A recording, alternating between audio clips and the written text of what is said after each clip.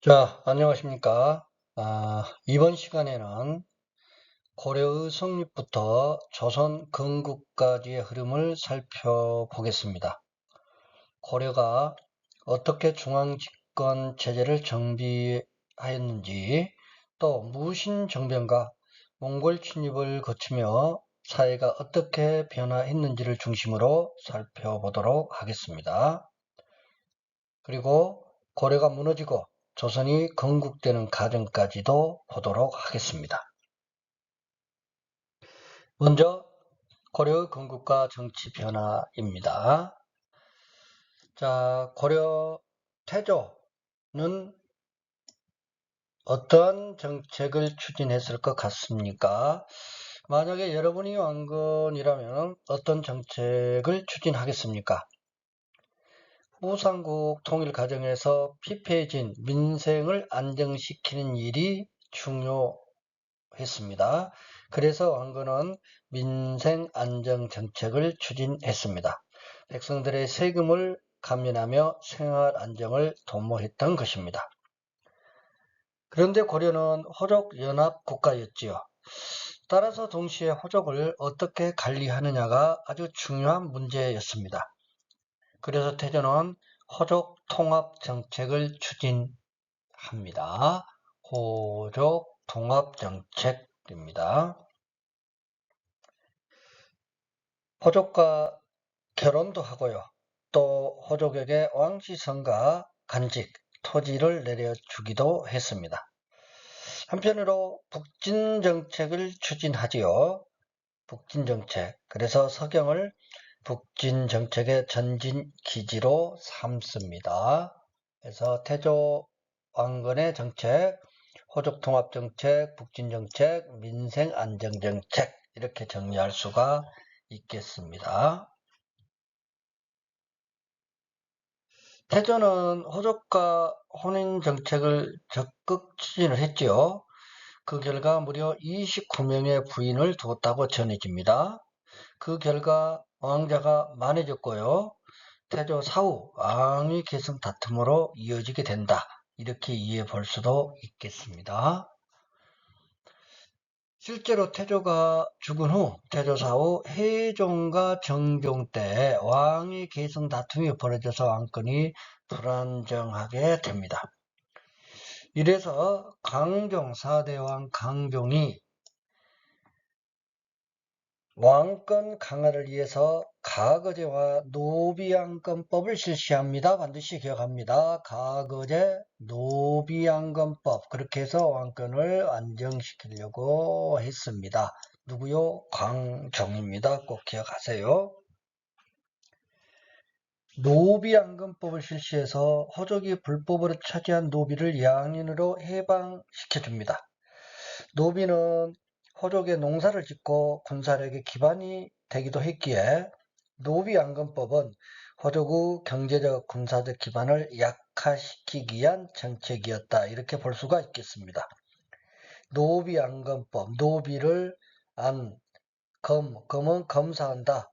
검사해서 억울한 노비는 양인으로 편안하게 신분을 해방시켜준다. 이렇게 이해해 두면 좋겠네요. 노비안검법입니다.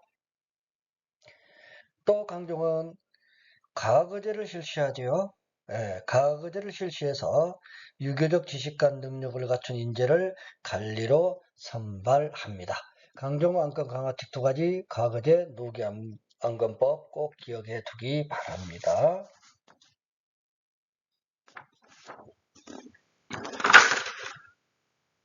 자, 그 다음에요. 통치체제 정비를 보지요. 중앙정치 조직으로는 이성육부제입니다. 이성육부 체제 정비했고요. 감찰기구로 의사대를 두었고요. 또 군사기밀과 왕명출납을 담당하는 중추원을 두었고요. 재정과 회계를 담당하는 3사도 설치를 합니다. 지방은요, 지방은 어떻게 있습니까?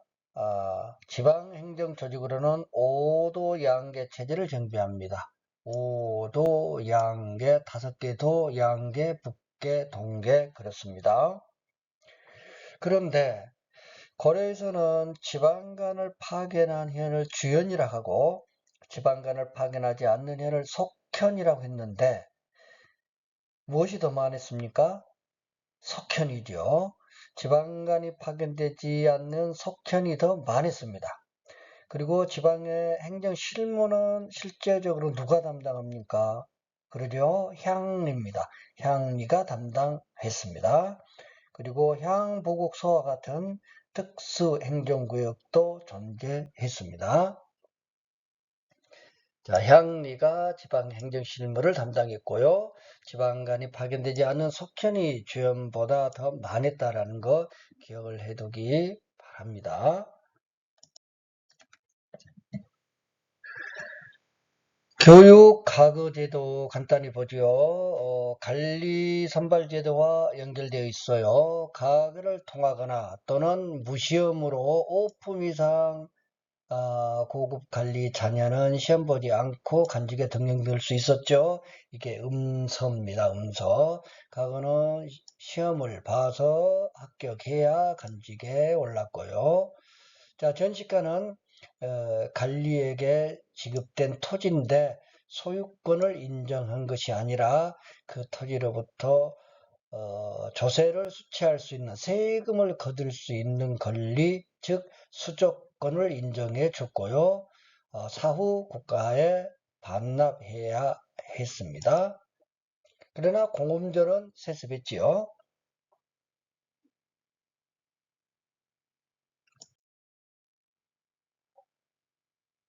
자, 이제 무신정권의 성립을 볼 건데요.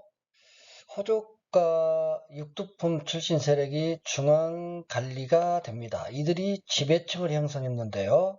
이들은 음서 등을 통해서 여러 세대에 걸쳐서 고위 간직을 차지합니다. 이러한 가문들을 뭐라고 합니까? 이러한 가문들. 문벌이다 이렇게 이야기를 합니다. 바로 문벌귀족입니다. 이들이 중심이 된 사회를 문벌귀족 사회다 그러죠. 대표적인 문벌귀족으로는 누가 있습니까? 경원이 씨의 이자겸이 있습니다. 이러한 문벌귀족 사회 모순 속에서 이자겸의 난과 묘청의 서경천도운동, 묘청의 난이 일어납니다. 두 사건 모두 진압은 됩니다. 그러나 사회의 근본 문제는 해결되지 못했고 결국 무신정변이 발생하지요. 1170년 무신정변이 일어나게 됩니다. 무신집권 초기에는 집권자가 자주 바뀝니다. 그래서 굉장히 혼란했어요. 그런데 최충원이 집권한 이후 최우, 최항, 최의로 이어지는 최씨 무신정권이 약 60년 동안 이어집니다. 이 시기에는 정치적으로 어느 정도 안정이 이루어집니다. 그리고 국방력도 강화됩니다. 그러나 사회개혁에는 소홀했고 백성들에 대해서는 아주 가혹하게 수탈을 했습니다. 자, 무신 집권기에 농민과 천민의 봉기가 잇따라 발생했는데요. 뭐가 있는가요? 여기 있네요. 공주명학소의 망이망소의 난, 김삼이 효심의 난, 전주간노의 난, 그리고 최충원의 산업의 만적의 난 꼭 기억해 두기 바랍니다. 자, 이제 고려 대의 관계를 간단하게 살펴보도록 하겠습니다. 고려는 이민족과 관계를 이렇게 정리를 먼저 해두면 좋습니다. 시기별로 10세기 말 11세기 거란요, 12세기 여진금, 13세기 몽골원, 14세기 애구 홍건적의 침입이 있었다. 이렇게 정리하면 좋습니다.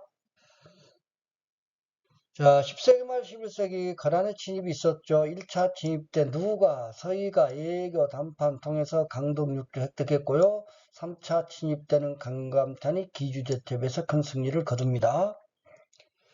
12세기 여진을 윤간이 별무반을 조직하고 별무반을 이끌고 여진을 정벌하고 동북 구성을 축조했습니다. 그런데 그 뒤 여진이 더욱더 강성해져서 금나라를 세우고 고려에 대해서 형제관계 4대 관계까지 요구하고 당시 실권자였던 이자겸이 이것을 받아들이고 말지요. 13세기 몽골 원입니다. 몽골이 침입해 옵니다. 당시 최후 정권은 장기 항전하기 위하여 강화도로 천도를 했습니다. 이 강화도에서 무진정권 무너지고 몽골과 화의를 하고 개경으로 한도하니까 삼별초가 안됩니다. 끝까지 항쟁해야지요 하면서 항쟁을 하지요. 개경으로 한도한 이후 고려는 원나라 간섭을 받게 됩니다. 이때부터를 원간섭기 이렇게 이야기하지요. 14세기에는 애구와 홍건적의 침입이 있었습니다. 이들 침입을 물리치는 과정에서 최영, 이성계 등 신흥 무인 세력이 성장하는데 최후의 성자는 누굽니까? 이성계였죠. 고려는 주변에 송, 거란, 여진, 일본과 교류했고요. 멀리 아라비아 상인도 왕래를 했습니다. 대표적인 고려시대 무역항 평난도였습니다.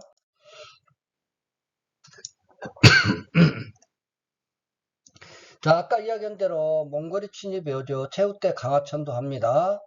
이후 개경으로 한도하고 원나라의 간섭을 받게 되는데요. 이때 왕실과 관계가 격화되고 몽골풍 고려향이 유행하지요. 이 원나라 간섭기의 지배층 뭐라고 합니까? 검문세족이다 이렇게 이야기를 합니다. 검문세족 중심의 고려 사회는 점차 모순이 심화되었습니다. 그래서 누가 개혁을 추진합니까? 공민왕이죠. 공민왕입니다. 공민왕이 반은 원나라에 반대한다, 반은 자주정책. 그래서 그 내용을 보면은 쌍성총 간부를 공격에서 탈환하고 정동행성 이문서 폐지하고요. 그리고 전민 변정 도감 등을 설치해서 검문세족이 불법으로 가지고 있던 토지와 노비를 빼앗습니다. 아까 말한 대로 14세기 애구와 홍건적인 침입이 있었고 이 과정에서 물리치는 과정에서 신흥 무인세력이 성장한다. 한편 성리학을 사상적 기반으로 하는 새로운 정치 세력 신진 사대부가 성장합니다.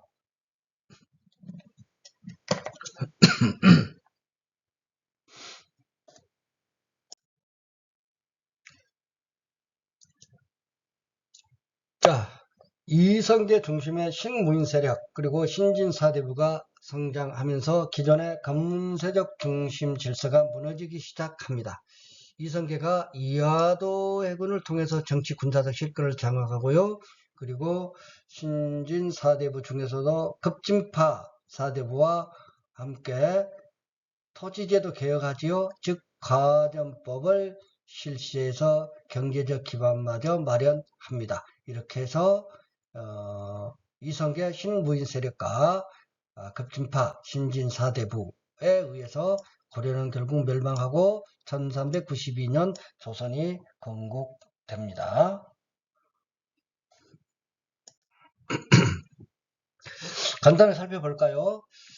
자, 태조왕건 그러면은 뭐가 생각이 납니까?